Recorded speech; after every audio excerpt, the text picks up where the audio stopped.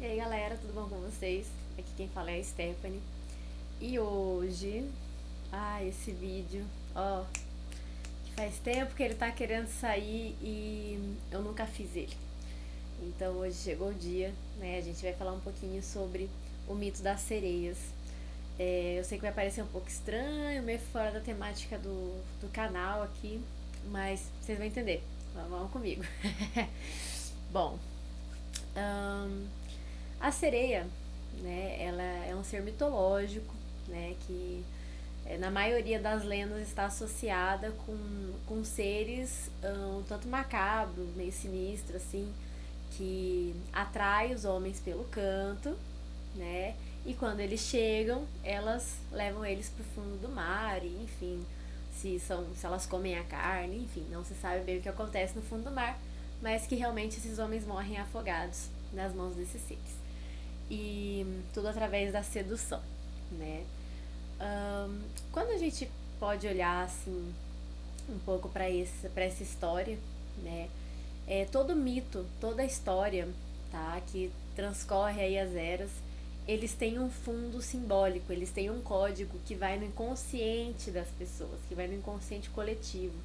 Então essa história você pode falar, nossa, história é mais nada a ver, um ser metade gente, metade peixe, sabe? Só que na verdade todo o enfeite em volta de um mito ele tá associado com, com o fato de você não perceber o código por trás. Então você fica encantado com alguns detalhes da história ou apavorado e você não pega o que tá por trás necessariamente. E já tem um tempo, né, que esse tema tem batido assim, porque as águas, elas falam de emoções. Basicamente, as águas do nosso corpo, além de fazerem esse papel de fluidez, de levar nutrientes, de levar oxigênio, né, de fazer tudo acontecer no nosso corpo, né, dentro do sangue, dentro das veias, vasos linfáticos, etc. A gente tem as emoções associadas às águas. Então, quando a gente sente tristeza ou alegria, muitas vezes a gente chora, né? Quando a gente tem alguma descarga emocional, dá vontade de fazer xixi, sabe? Ou quando a gente fica ansioso, que a gente soa a mão, soa o pé, soa embaixo do braço, nos peitos. Então, as emoções, elas são intimamente ligadas com o elemento água, tá? E quando a gente pode olhar para isso, a gente tem a história do que as emoções fazem com a gente quando a gente não tem consciência delas. E a gente é atraído pelo impulso de se levar pelas emoções. Como assim? Vamos lá. Ahn, as sereias, né? Esse símbolo tão lindo, tão mitológico, elas vão ser as representantes das emoções do nosso corpo. Então, quando você tem o impulso de sentir raiva, antes de você sentir raiva, tem um pensamento, geralmente, né? Não se sabe exatamente se o que vem primeiro são as emoções ou o pensamento, né? A maioria, né, de linha de raciocínio científico acha que o pensamento vem primeiro, depois as emoções, depois a reação no corpo. E é um pensamento super justo. Quem vem primeiro não não acho que importa muito aqui nesse caso do que a gente está falando, mas geralmente tem um fato, um evento, né, que vai gerar um pensamento, que vai gerar uma emoção e aquilo vai gerar uma reação. A reação ela só acontece porque existe uma emoção por trás. Então, as sereias, né, elas vão ser essas emoções chamando, né, esse vem sentir essa emoção, entra nessa emoção, se joga nessa emoção que você está sentindo. E claro que muitas vezes a gente sente essa sedução, não é pela alegria, sabe? Não é pela harmonia. Geralmente é tristeza, é raiva, raiva que tem fogo, né? Que tem aquela coisa do impulso. Então a gente é seduzido pela emoção para chegar até ela e não só chegar até ela, mas mergulhar nela. Se você para antes de reagir a uma emoção que você sentiu, porque muitas vezes não tem como a gente controlar o que a gente sente, né? Tem que ter muita meditação, tem que ter um trabalho aí. E ainda assim, controle não é bem a palavra, né? É mais um centramento para deixar aquele estado emocional passar, você não reage. Quando ele passa, aí sim você toma alguma ação, né? Mas aí vem o pensamento centrado, né? O centramento aí. Mas geralmente não é isso que acontece. A gente entra na raiva, grita, que tacatá. Ou na tristeza e chora, e ai, desaba assim, e se deixa de ser tomado por essas emoções. Esse ser tomado pelas emoções é o ato da sereia puxar para o fundo do mar. A gente se afoga nas próprias emoções.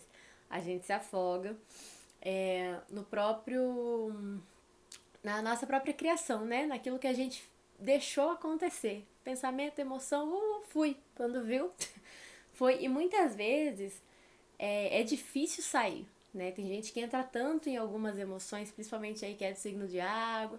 Quem tem água no mapa, câncer, escorpião, peixes. É uma galera assim que geralmente, não é todo mundo, tá, gente? Tem o mapa inteiro pra ser visto, tô só dando um exemplo. Entra assim de cabeça nas emoções e fica lá naquela emoção, ó, e se afoga na emoção, e que tudo é aquela emoção, e não tem nada fora daquela, tudo vira água. É o ser que foi levado pela sereia embaixo d'água ali, ó, se afogando, sofrendo, sofrendo, tá, cara?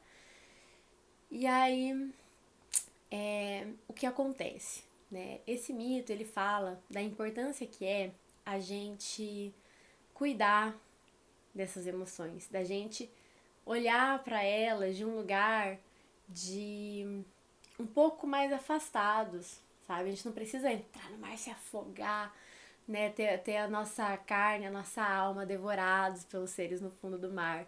E os seres no fundo do mar é a gente mesmo, são as nossas sombras, é o nosso ego.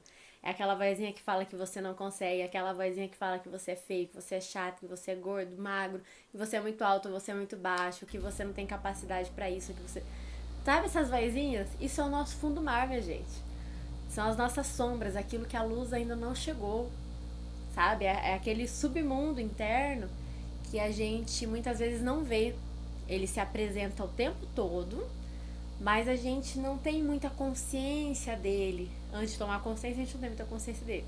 Né? A gente sabe que tem aquelas vozes, a gente se sabota.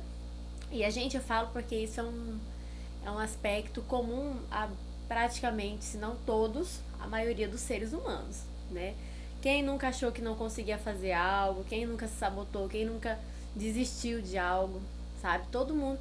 Tem gente que tem mais força de vontade, mas em algum momento todo mundo tem essa vozinha que fala: né, você não pode fazer isso, você não consegue, né? Isso é o nosso fundo do mar. Isso é a gente, as nossas emoções mais profundas, mais internas, mais inconscientes, que foram implantadas, claro, né? Pela programação aí das nossas criações, dos nossos ancestrais lá atrás. Nem tudo é pai e mãe, tá, gente? Mas os nossos ancestrais lá atrás também, né? As crenças do que é possível e do que não é. Então, esse se debater no fundo do mar, né? E ficar ali imerso com essas vozes, com tudo isso que acontece dentro da gente, pode levar a gente, se não tiver um cuidado, né? Para um lugar muito, muito obscuro, muito sem luz. E sem luz não só no sentido daquela escuridão, daquele vazio transcendental, não. Tô falando de coisa densa, sabe? Tô falando de sentimentos muito, muito ruins, né? Porque quando a gente entra, muitas vezes sem defesa, nesse lugar cheio de emoções que é a gente mesmo, nesse mar, a gente acaba não conseguindo se defender, porque tudo parece que é realmente você. Tudo parece que é realmente a nossa própria voz interna falando sobre aquilo. Então,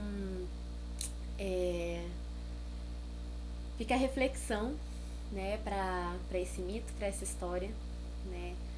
São cada história, cada mito tem várias chaves, vários segredos escondidos dentro dele, que nem sempre são muito visíveis, e já tem um tempo que as sereias estão batendo aí na porta, mas eu espero que sirva, né, para que todos possam ter cuidado com as próprias emoções, não se deixarem ser seduzidos por ela e sim se tornar amigo, né, dessa dimensão, né, que são as emoções, que são essas vozes.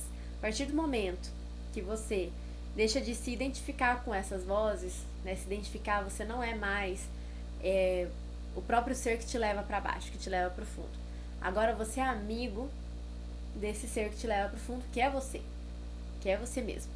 E você pode curar essas dores, você pode curar cada vozinha ali, sabe? Você pode trazer luz para esse lugar.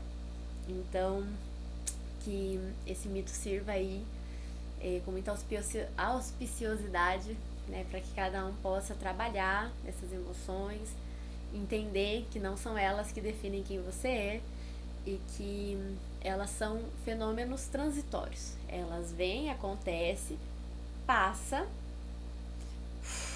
e depois você pode ter uma ação completamente diferente do que você teria se estivesse, né, sobre o efeito dessa emoção. Então é isso, espero que vocês tenham gostado desse vídeo. Se inscreve no canal, que eu sei que tem gente que assiste aqui o canal que não tá inscrito, gente, não custa nada, tá? Compartilha aí com quem você acha que pode se beneficiar desse conteúdo e até a próxima!